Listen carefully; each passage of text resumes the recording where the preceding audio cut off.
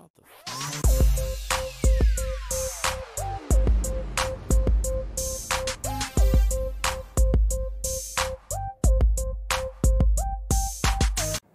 welcome back, everybody. Thanks for joining your boy. The disclaimer was just a little joke, but I just want to say that this is my first bike build. Not that I'm saying you should take it easy on me, because I don't really believe in that. But if I happen to make a mistake, please feel free to correct me. I'm going to also ask if you could please excuse the loss in saturation on some pictures within the video. What I'm trying to do is protect my color scheme until I introduce the bike, which most likely will be in the next video. So with that being said, let the madness begin. So the first step in the process will be getting this back tire off so we can put our sprocket on. As you can see, I have a coaster brake arm that I have to loosen first, and that's going to take a 10 millimeter on both sides to loosen.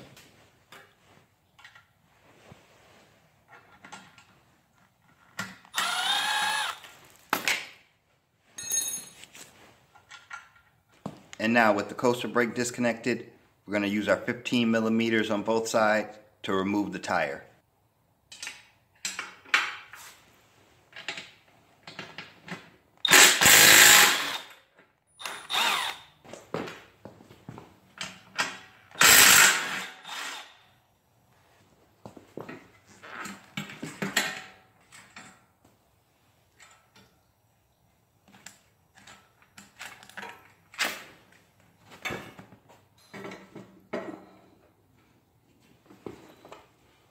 Okay, to actually remove the coaster brake, you're going to actually have leverage against itself. So I'm going to use a 17 millimeter socket. I'm going to hold the coaster brake with this pole and turn against it.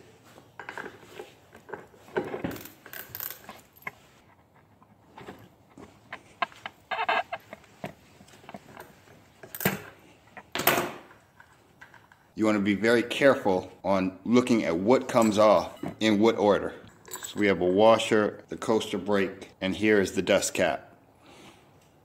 Now folks, I don't want to get into a whole discussion about who's right and who's wrong here, but on this build we will not be using the 44 tooth sprocket nor the rag joint. It takes a tremendous amount of time to get this thing installed, and then some even question its safety concerns. So instead, I've chosen to go with the 36 tooth sprocket connected with a hub adapter. In my education of the subject of motorized bike builds, I came across this and thought it would be just a little bit safer if the spoke was actually connected to the hub.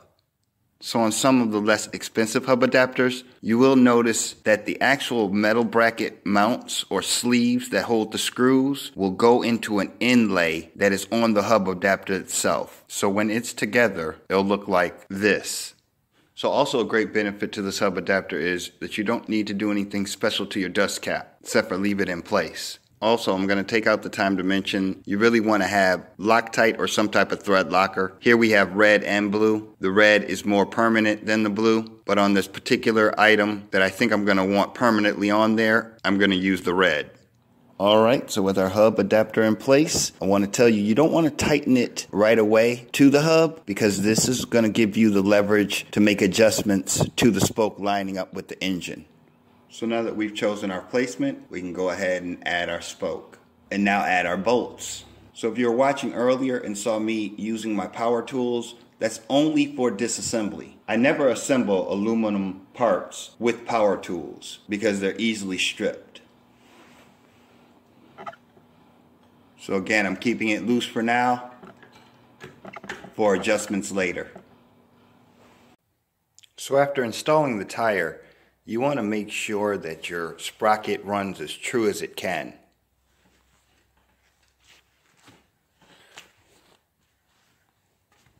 On the Hyper Cruiser with the coaster brake, I did have to actually bend my coaster brake out so I could miss the bolts on the sprocket.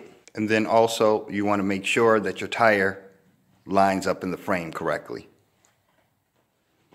So now we're going to put the engine on the bike. But before we do, I just wanted to mention that Zeta did upgrade the bolts to M8 bolts, and the nuts are nice thick 14 millimeter nuts. I also added insulated rubber to my mounting bracks and the bracket that's on the engine itself. Hopefully this will help with the vibration of the engine on the bike. The kit provides you with 2 washers and your nut, and they'll go on in this order from left to right.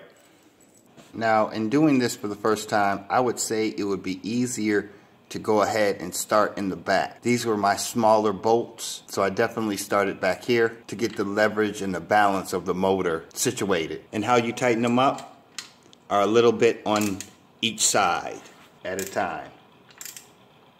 And now we'll just do the same to the front.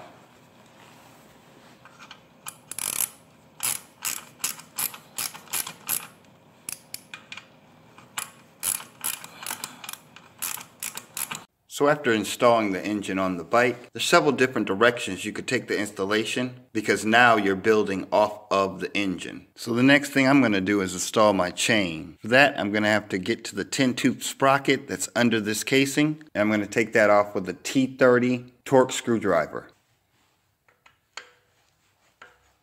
And that exposes our 10-tooth sprocket. Now let's work with the chain and get that installed. So on the 415 chain that's supplied with the bike, we're looking for the master link. Ah, there she is. So on the link itself, you can use a number of different tools to try to get it loose. We're going to use our needle nose pliers. And now with the bracket off, we can separate our chain.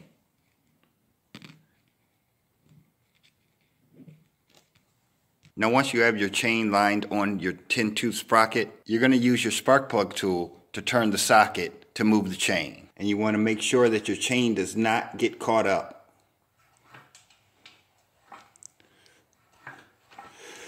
And now that you have it connected to your 10-tooth sprocket up front, you want to line it up with your rear sprocket, no matter the size. And at this point, you need to determine where you need to break the chain. You don't want the chain too tight, but of course not too loose either. You want to give it about ½ inch of play. So now with your link broken, you just want to put the master link back together.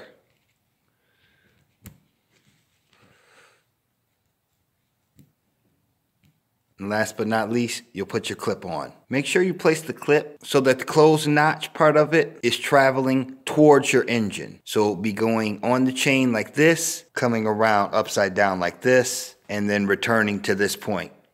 So folks, that's part 1 of the build. So I wanted to cover all the hard categories of building a motorized bicycle first. So in part 2, we'll have a bit more fun with some of the more easier items to install on the bike. So until then, this is Kachi Kid. Hoping everybody has a great night. Peace out, and I'll see you soon.